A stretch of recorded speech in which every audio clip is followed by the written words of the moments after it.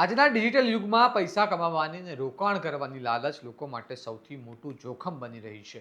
કારણ કે એક ફોન કોલ, એક મેસેજ અથવા એક લિંક પર વિશ્વાસ કરવો અને થોડી જ મિનિટોમાં જીવનભરની બચત ગુમાવી દેવી.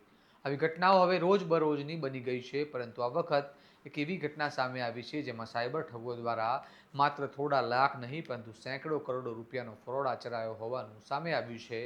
અને આ સમગ્ર રેકેટનો પર્દાફાશ પૂર્વ કચ્છ સાયબર ક્રાઇમ પોલીસે કર્યો છે.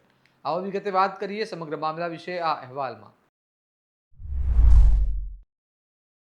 નમસ્કાર, હું ચિરાગ વર્ષાબેન, આપ જોઈ રહ્યા છો સ્વમાન. પૂર્વ કચ્છ ગાંધીધામ સાયબર ક્રાઇમ પોલીસે મ્યુલ એકાઉન્ટ વડે દેશભરના સાયબર ફ્રોડ આચરતી ટોળકીનો પર્દાફાશ કર્યો છે. પોલીસ તપાસમાં સામે આવ્યું છે કે આરોપીઓ સોશિયલ મીડિયા, ફોન કોલ અને મેસેજ દ્વારા લોકોને રોકાણ, લોન, કમિશન અને અન્ય લાલચ આપી તેમના નામે બેંક એકાઉન્ટ ખોલાવતા હતા અને ત્યારબાદ તે એકાઉન્ટનો ઉપયોગ કરી ફ્રોડની રકમ ટ્રાન્સફર કરવામાં આવતી હતી.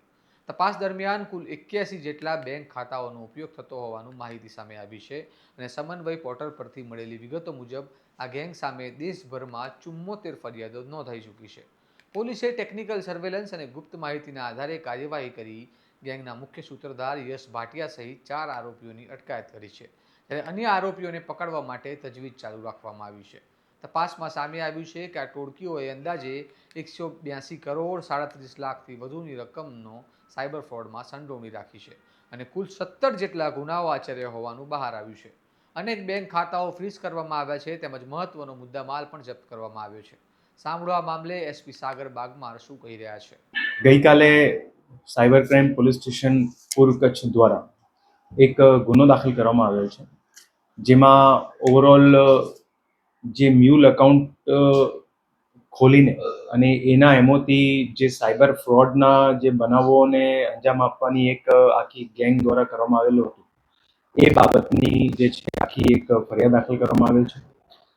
આ ઓવરઓલ જે બનાવ છે અને આખી ગેંગનું જે એમાં ક્રાઇમ છે, આની અરજી તપાસ દરમિયાન જે છે સાયબર ક્રાઇમ પોલીસ સ્ટેશનના વિગતો ધ્યાનમાં આવી.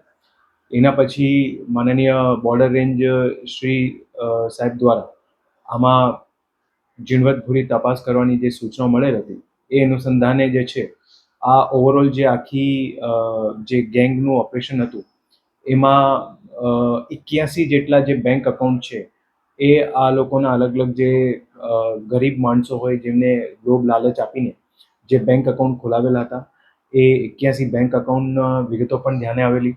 એની સાથે સાથે જ્યારે આ બેંક એકાઉન્ટોની તપાસ કરવામાં આવેલી ત્યારે જે સમન્વય પોર્ટલ છે એ પોર્ટલ પરથી પણ વિગતો મળેલ કે એ બેંક એકાઉન્ટ જે છે એમાં થયેલી છે, જેમાં સાયબર ફ્રોડના જે છે ક્રાઇમ બનેલું છે.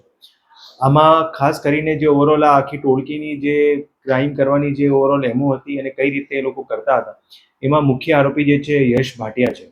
આ યશ ભાટિયા દ્વારા અલગ અલગ લોકોને સાથે રાખીને સૌથી પહેલા એક ફ્રોડ પેઢી ઊભી કરવામાં આવતી. બેંક ખાતાઓ ખોલાવ્યા પછી એ ખાતાઓની વિગત બીજા લોકોને આપવામાં આવતી અને પછી જ્યારે પૈસા આમાંથી વિડ્રો થતા તો પછી જે છે એના પેટે કમિશન અને અન્ય પૈસાઓનું જે છે વિતરણ કરવામાં આવતું. આ ઓવરઓલ જે બનાવ જે ગુનો દાખલ કરવામાં આવ્યો છે, એમાં અત્યારે 8 આરોપીઓ વિરુદ્ધ ગુનો દાખલ કરવામાં આવ્યો છે, જેમાં પોલીસ દ્વારા 4 આરોપીઓને ધરપકડ કરવામાં આવેલી છે, જેમાં સૌથી મુખ્ય જે છે યશ ભાટિયા, એમને પણ પકડી પાડવામાં આવ્યું છે. અને એની સાથે સાથે એક જે આરોપી છે એ અત્યારે હિંમતનગરની જેલમાં છે, જે બીજા ગુનામાં જેલમાં છે, અને બીજા જે 3 આરોપી છે એમને પકડવાની જે છે તજવીજ અત્યારે પોલીસ દ્વારા ચાલુ છે. ખાસ કરીને આ બનાવથી જે પોલીસ સાયબર ક્રાઇમ પોલીસ સ્ટેશનમાં દાખલ થયો છે, એનાથી અમારા પોલીસ દ્વારા બધા લોકોને ખાસ અપીલ છે કે આવી કોઈ પણ વિગત હોય, કોઈ લોકો ખાસ કરીને કોઈ લોભ લાલચ આપીને અગર તમારા કોઈ એકાઉન્ટ જે છે ખોલવા માંગતા હોય, આવું ક્યારેય જે છે કોઈને એવું ફેસિલિટી આપવાની નહીં. કારણ કે આવી રીતની અગર ફેસિલિટી કોઈને મળતી હોય તો પછી જે એવા નાના નાના બનાવો થતા હોય એનાથી એક મોટું જે છે આખું સ્કેમ જે છે ઓપરેટ થતું હોય છે.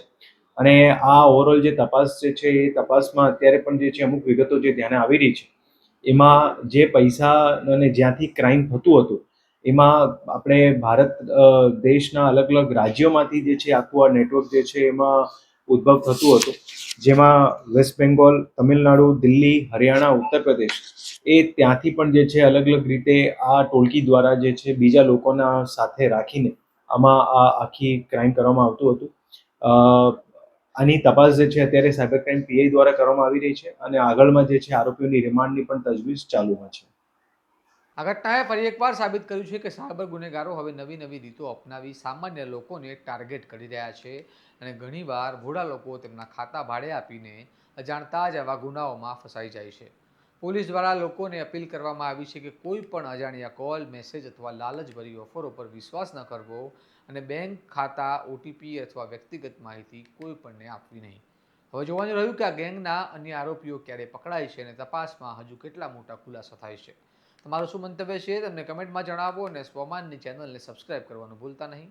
નમસ્કાર.